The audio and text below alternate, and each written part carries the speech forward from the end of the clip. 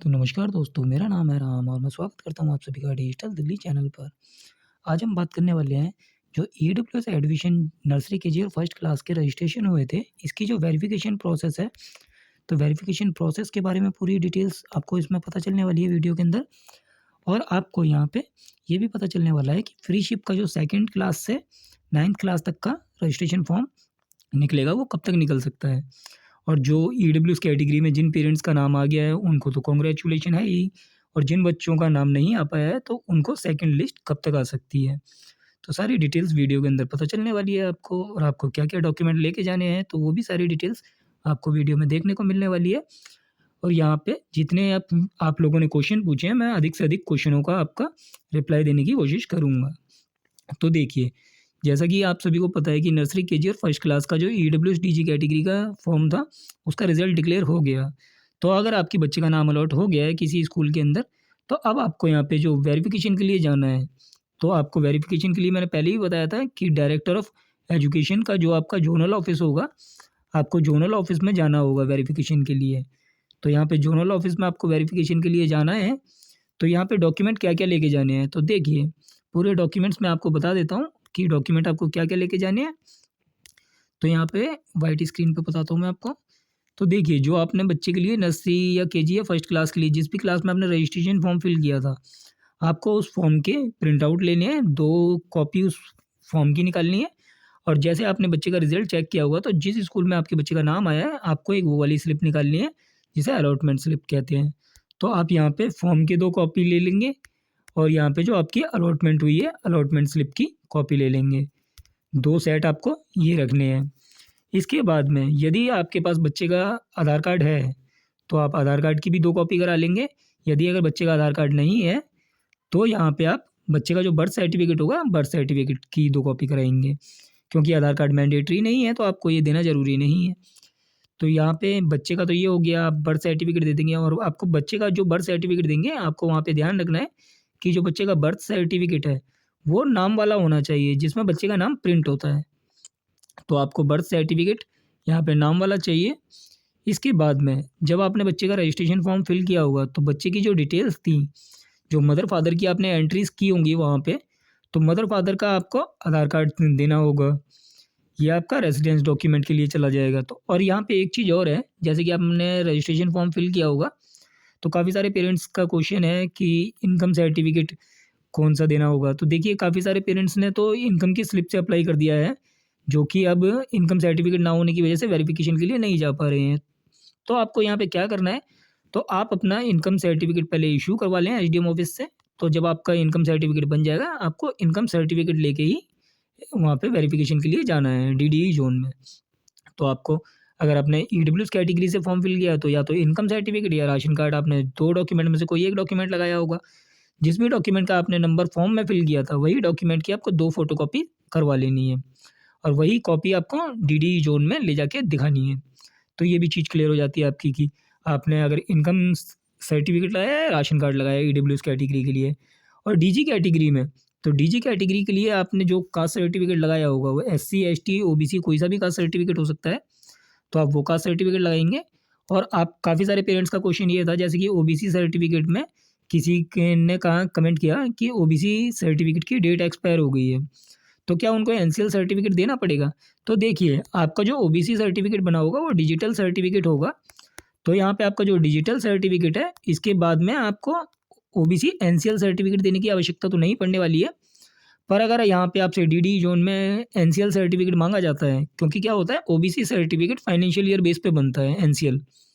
तो अगर आपसे वहाँ पे एनसीएल सर्टिफ़िकेट माँगा जाता है, तो उसके लिए भी कोई बहुत ज़्यादा परेशानी वाली बात नहीं है। आप यहाँ पे एसडीएम ऑफ़िस में ओबीसी एनसीएल सर्टिफ़िकेट आवेदन कर सकते हैं, जो कि ऑफ़लाइन आपको आवेदन करना होता है। तो ये भी आपका ओबीसी एनसीएल आसानी से बन जाएगा। वैसे आपको जो डिजिटल सर्टिफ़िकेट है, वही आपको ले जाके दिखाना है, क्योंकि आपने जो फॉर्म के अंदर डिटेल्स फ़िल की हैं, तो वो आपने अपने सर्टिफ़िकेट के बेस पे डिटेल फ़िल की हैं, तो वो सर्टिफ़िकेट आपका वैलिड माना जाएगा। और अभी आज एक किसी सब्सक्राइबर का एक कमेंट था कि उनका जो सर्टिफ़िकेट है, वो दिल्ली, मतलब जैसा है, वो किसी भी कैटेगरी से हो सकता है, ओबीसी एससी है, एसटी कैटेगरी से, तो उनका जो सर्टिफ़िकेट बना हुआ है, वो किसी अदर स्टेट के बेस पे बना हुआ है। जैसे कि मान लीजिए वो हरियाणा के ब्याप पे बना हो सकता है या यूपी के ब्याप पे बना हो सकता है, तो उनसे कहा जा रहा है कि ये आपका सर्टिफिकेट दिल्ली का नहीं है। तो आप एक चीज़ समझ लें यहाँ पे, जो आपका सर्टिफिकेट है, अगर आपका certificate issuing authority in Delhi है, तो आपका सर्टिफिकेट दिल्ली के अंदर दिल्ली का ही सर्टिफिकेट कंसीडर किया जाएगा। अगर आपसे डीडी जोन में ये कहा जाता है कि इस पे आपका दूसरे स्टेट का एड्रेस आ रहा है, तो आप वहाँ पे ये बात कहिए उनसे कि जी ये सर्टिफिकेट जो बना है ये हमारा ये बिलोंग टू स्टेट में बना हुआ है, तो यानी कि जिस स्टेट से आप बिलोंग करते हैं उसके ब्याप पे बना है। और जो इशूइंग अथॉरिटी है, यानी कि जिस विभाग ने आपका सर्टिफिकेट जारी किया, वो आपका डिस्ट्रिक्ट ऑफिस होगा, दिल्ली का ही होगा वो ऑफिस। तो आपका उस पे दिल्ली का एड्रेस भी आ रहा होगा, तो आपको ये चीज़ वहाँ पे बतानी होगी उन्हें, क्योंकि हो सकता है कि वहाँ पे इस विषय में जानकारी ना हो अधिकारियों को बैठे हुए हों जो। तो आपको ये बात अपनी रखनी है वहाँ पे, तो आपका सर्टिफिकेट वैलिड माना जाएगा, क्योंकि जो आपका सर्टिफिकेट जनरेट हुआ है वो दिल्ली के ही एसडीएम ऑफिस से जनरेट हुआ है, उस पे दिल्ली का भी एड्रेस होगा। और जो ये ऐसे केसेस में होता है, जैसे कि मान लीजिए आपने पेरेंट्स का जो बना हुआ है सर्टिफिकेट वो किसी अदर स्टेट का बना हुआ है, तो उस वाले केस में आपको यहाँ पे टेंशन वाली जरूर नहीं लेनी है। आप बस यहाँ पे इतनी सी बात वहाँ पे एक्सप्लेन करेंगे डीडी जोन में कि सर ये जो सर्टिफिकेट बना है ये बिलोंग टू स्टेट बेस बना है, तो यहाँ पे ये वाली बात आप क्लियर कर देंगे, इसके ब्याप पे आपका सर्टिफिकेट वैलिड माना जाएगा। अब ये भी पॉइंट आपका क्लियर हो जाता है। अब बात आती है कि जो आपने यहाँ पे रेसिडेंस डॉक्यूमेंट के लिए, जैसे मान लीजिए आपने आधार कार्ड मदर फादर की एंट्री में फिल किया होगा तो आप वो देंगे, और रेसिडेंस कॉलम जब आपने लोकेलिटी वाला कॉलम सेलेक्ट किया होगा तो वहाँ पे आपने रेसिडेंस डॉक्यूमेंट सेलेक्ट किया होगा। अगर आपने वहाँ पे राशन कार्ड ही सिलेक्ट किया है या आधार कार्ड ही सिलेक्ट किया है, तो जो भी आपने डॉक्यूमेंट सेलेक्ट किया है वही इस डॉक्यूमेंट की आपकी 2 कॉपी करवानी है, और ये सारा कॉपीज़ का सेट बना के आपको फिर डीडी जोनल ऑफिस में जाना है। तो आपका जोनल ऑफिस कहाँ पड़ेगा, तो आप ये किस तरीके से देख सकते हैं। तो देखिए आपको यहाँ पे डायरेक्टर ऑफ एजुकेशन की वेबसाइट है edudel.nic.in, इस पे जाना है। इसके बाद आपको पब्लिक सर्कुलर वाले ऑप्शन पे क्लिक करना है। तो जब यह ऑप्शन आप क्लिक करेंगे तो आपको यहाँ पे गाइडलाइंस देखने के लिए मिल जाएंगी। तो गाइडलाइंस वाला एक ऑप्शन है, आप इसे क्लिक करेंगे तो यहाँ पे आपका ये पीडीएफ डाउनलोड होगा। तो आप पीडीएफ के अंदर देख सकते हैं आपके जो भी जोनल ऑफिस होगा आपका, यहाँ पे सबके एड्रेस मेंशन किए गए हैं इस पीडीएफ के अंदर, तो आप यहाँ पे सारी डिटेल देख सकते हैं। बाकी मैं एक बार आपको दिखा भी देता हूँ। आप इस पेज को स्क्रॉल डाउन करेंगे तो यहाँ आपको नीचे सबसे नीचे में आपको पूरा जो भी आपका जोनल ऑफिस लगता होगा वहाँ की डिटेल्स देखने के लिए मिलने वाली हैं। तो जैसे कि आपको यहाँ पे देखने को मिल रहा होगा, तो जैसे ईस्ट दिल्ली के अंदर जो जोनल ऑफिस लग रहे हैं, जैसे कि जोनल ऑफिस तो एक ही है पर यहाँ पे वेरिफिकेशन हो रही हैं, तो आप अपना जो भी डिस्ट्रिक्ट है उसके सामने आपका स्कूल दिखाया नहीं पड़ेगा जहाँ पे आपकी वेरिफिकेशन होगी, और वहाँ पे ऑफिस का कॉन्टैक्ट नंबर भी जिनसे आप कॉन्टैक्ट करके पूछ सकते हैं। तो ये भी चीज़ हो गई आपकी। बाकी एक बार मैं आपको लिस्ट दिखा देता हूँ कि जो जो डॉक्यूमेंट आपको लेके जाने हैं वेरिफिकेशन के लिए, तो उससे क्या है कि आपको आसानी रहने वाली है। तो एक बार लिस्ट आप देख लीजिए। हालांकि मैंने आपको सारे डॉक्यूमेंट्स बता दिए हैं कि जो डॉक्यूमेंट्स आपको लेके जाने हैं, और आपको ये स्क्रीन पे भी देखने को मिल रहे हैं। ये सारे डॉक्यूमेंट्स आपको चाहिए होंगे, तो ये सारे डॉक्यूमेंट्स की 2-2 फ़ोटोकॉपी करानी है आपको। और ये जो फ़ोटोकॉपी कराएंगे आप, ये सेल्फ अटैच्ड होनी चाहिए आपकी कॉपी, यानी कि आपके सिग्नेचर होंगे इन पे। तो आपकी ये सेल्फ अटैच्ड कॉपी होंगी और ये आपको डीडी जोन में ले जाके जमा करानी होंगी। अब आपके कमेंट का रिप्लाई कर देते हैं और सेकंड लिस्ट के बारे में बता देते हैं आपको। तो जैसे पहले सेकंड लिस्ट के बारे में बात कर लेते हैं, क्योंकि काफ़ी सारे पेरेंट्स सेकंड लिस्ट को लेके चिंतित हैं कि सेकंड लिस्ट कब तक आ सकती है। क्योंकि जिन पेरेंट्स का फर्स्ट लिस्ट में नाम आ गया उनको तो कोई दिक्कत है ही नहीं। अब जिनके बच्चों का नाम नहीं आ पाया है तो उनको अब सेकंड लिस्ट के लिए वेट है। तो सेकंड लिस्ट अभी देखिए कि ऐसा है कि अभी तो एडमिशन की वेरिफिकेशन प्रक्रिया ही चल रही है, जो कि अगले महीने तक चलने वाली है। तो अभी आप यहाँ पे अनुमान लगा सकते हैं कि अभी यहाँ इस मंथ के अंदर तो आपकी सेकंड लिस्ट नहीं आएगी। तो सेकंड लिस्ट की जो पॉसिबिलिटी है, या तो आपको ये अप्रैल के लास्ट वीक तक देखने को मिल सकती है, या फिर ये आपको मई में देखने को मिलेगी। क्योंकि अभी बीच में फ्रीशिप का भी फॉर्म ओपन होना है, जो कि आप 2nd to 9th क्लास के लिए रजिस्ट्रेशन करते हैं, तो उसके लिए भी नोटिफिकेशन आना है अभी। तो यहाँ पे ये उसका भी नोटिफिकेशन शायद से 19 तारीख के आसपास आ जाएगा। तो यहाँ पे फ्रीशिप का आप रजिस्ट्रेशन कर पाएंगे, जो कि आप 2nd से लेके 9th क्लास तक के एडमिशन के लिए फॉर्म फिल कर सकते हैं अपने बच्चे के लिए। तो ये पॉइंट आपका क्लियर हो जाता है कि आपका फ्रीशिप का फॉर्म भी कब आएगा। ईडब्ल्यूएस फ्रीशिप 19 तारीख के बाद निकल सकता है, इसकी भी संभावनाएं पूरी हैं। और आपको जो सेकंड लिस्ट है वो आपका अप्रैल के लास्ट वीक तक आएगी या फिर मई में आएगी, क्योंकि अभी इसमें फ्री शिप की प्रक्रिया का टाइम जाएगा और वेरिफिकेशन प्रक्रिया में टाइम जाएगा, तो यहाँ पे आपको थोड़ा सा समय लगने वाला है, पर सेकंड लिस्ट में आपके काफ़ी सारे बच्चों के नाम आने वाले हैं। तो आप यहाँ पे इस चीज़ से चिंतित रहें, ना चिंता ना करें इस चीज़ में कि आपके बच्चे का नाम फर्स्ट लिस्ट में नहीं आया तो यहाँ पे आगे भी नहीं आएगा। तो ऐसा नहीं है, आपका सेकंड लिस्ट में आपके बच्चे का एडमिशन हो सकता है। ये चीज़ हो गई क्लियर आपकी।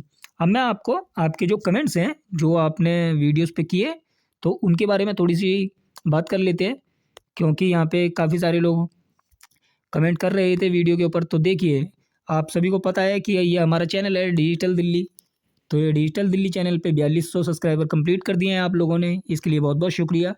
और हमारे चैनल पे व्यू भी अच्छा खासा आ रहा है फ़िलहाल तो आप सभी की वजह से, और इस पे अर्निंग भी चालू हो गई है, जो कि भी $60 करीब हो गई है। तो जैसे भी इसकी फर्स्ट पेमेंट आएगी तो मैं आप सभी को ज़रूर बताऊंगा। और अगर आप लोग यूट्यूब से पैसा कमाना सीखना चाहते हैं कि आप लोग यूट्यूब से किस तरीके से पैसे कमा सकते हैं घर बैठे, तो ये सीखने के लिए आपको हमारा दूसरा चैनल सब्सक्राइब करना होगा, डिजिटल दिल्ली टेक। उसका डिस्क्रिप्शन बॉक्स में लिंक देखने को आपको मिल जाएगा, तो आप उस चैनल को फॉलो कर लें। मैं वहाँ पे आपको सारी डिटेल्स बताने वाला हूँ कि आप यूट्यूब पे काम करके किस तरीके से पैसा कमा सकते हैं।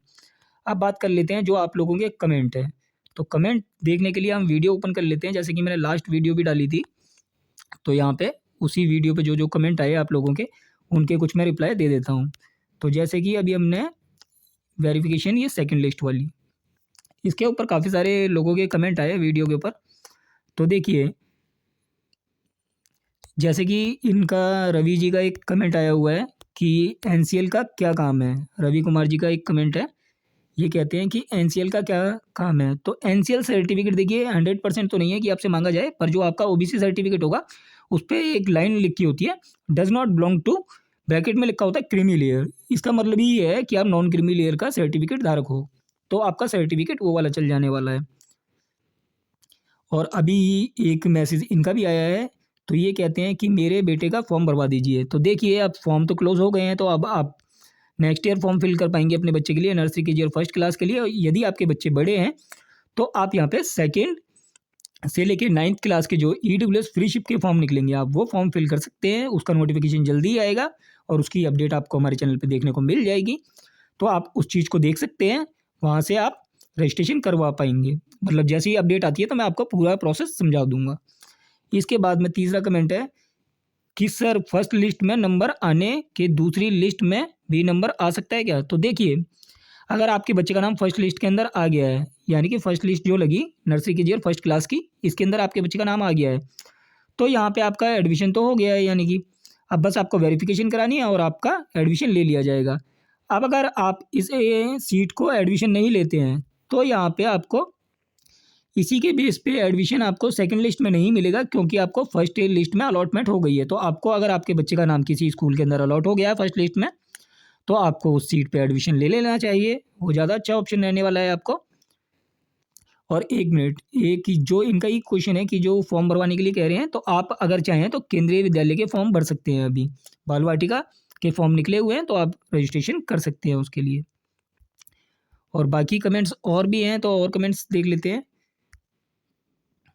तो इस वीडियो पे भी काफ़ी सारे लोगों ने कमेंट किया था। तो सेकंड लिस्ट का मतलब क्या होता है, गवर्नमेंट स्कूल। अब देखिए, किसी ये एक कमेंट आया हुआ है कि सेकंड लिस्ट का मतलब क्या होता है कि गवर्नमेंट स्कूल। नहीं जी, ऐसा नहीं होता।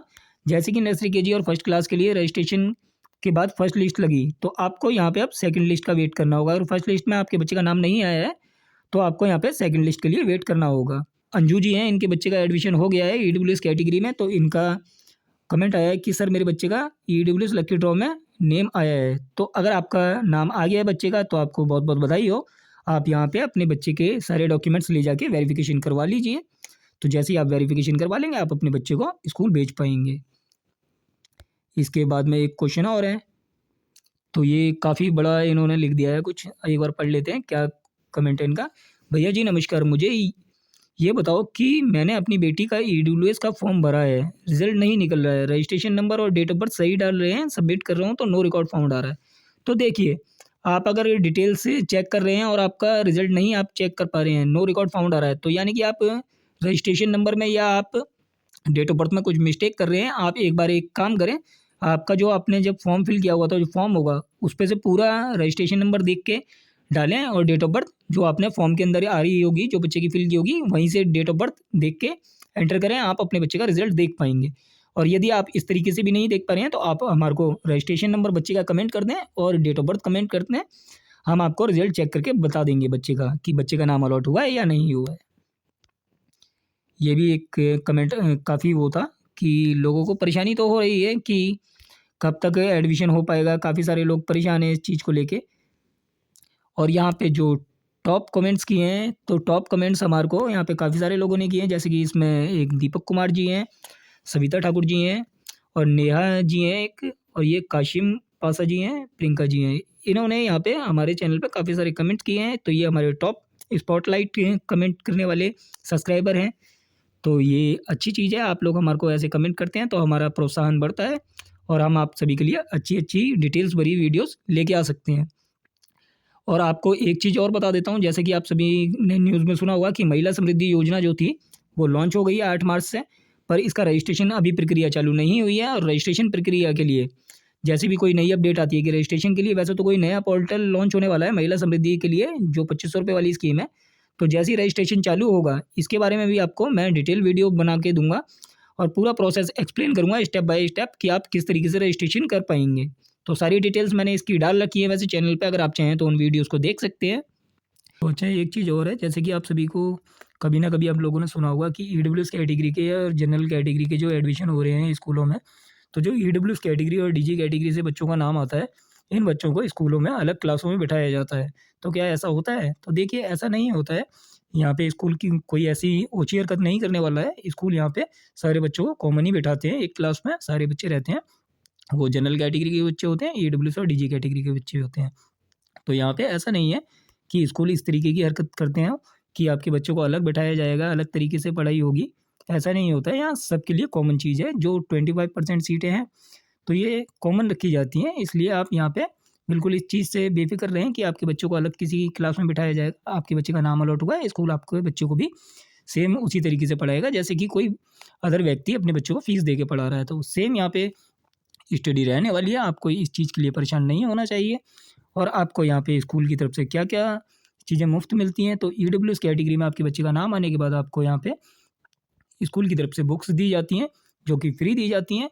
राइटिंग मटेरियल होता है आपका, जैसे कि कॉपीज़ मान लीजिए, वो भी आपको स्कूल की तरफ से फ्री दी जाती हैं। और यहाँ से ड्रेस भी आपको स्कूल की तरफ से फ्री दी जाती हैं, जो कि डायरेक्टर ऑफ एजुकेशन के नोटिफिकेशन में पिछले सालों में भी आया है कि बुक्स और ड्रेस के पैसे स्कूल आपसे नहीं चार्ज कर सकता है। तो अगर आपको इस तरीके की कोई समस्या आती है तो आप एक बार अपने डायरेक्टर ऑफिस में कंप्लेंट कर सकते हैं स्कूल के लिए। तो हालांकि स्कूल वैसे इतना परेशान करते नहीं है, आपको बुक्स और ड्रेस स्कूल फ्री में मुहैया कराएगा अगर आपके बच्चे का नाम ईडब्ल्यू से या डीजी कैटेगरी से आया है तो ये पॉइंट भी आपका क्लियर हो जाता है। तो आशा करता हूँ दी गई जानकारी आपको अच्छी लगी हो। वीडियो में अगर आपको अच्छी इन्फॉर्मेशन मिली हो तो वीडियो को ज़रूर लाइक करें, चैनल को सब्सक्राइब कर लें, वीडियो को अधिक से अधिक शेयर करें, और चैनल जब आप सब्सक्राइब करेंगे तो बेल आइकन भी प्रेस कर लीजिए और ऑल पे क्लिक कर लीजिए, ताकि हम जब भी कोई नेक्स्ट वीडियो अपलोड करें तो उसकी अपडेट आपको जल्द से जल्द मिल जाए। तो आपको नोटिफिकेशन बेल को ऑन करना चाहिए ताकि आप सारी इन्फॉर्मेशन सही समय पे प्राप्त कर सकें। धन्यवाद।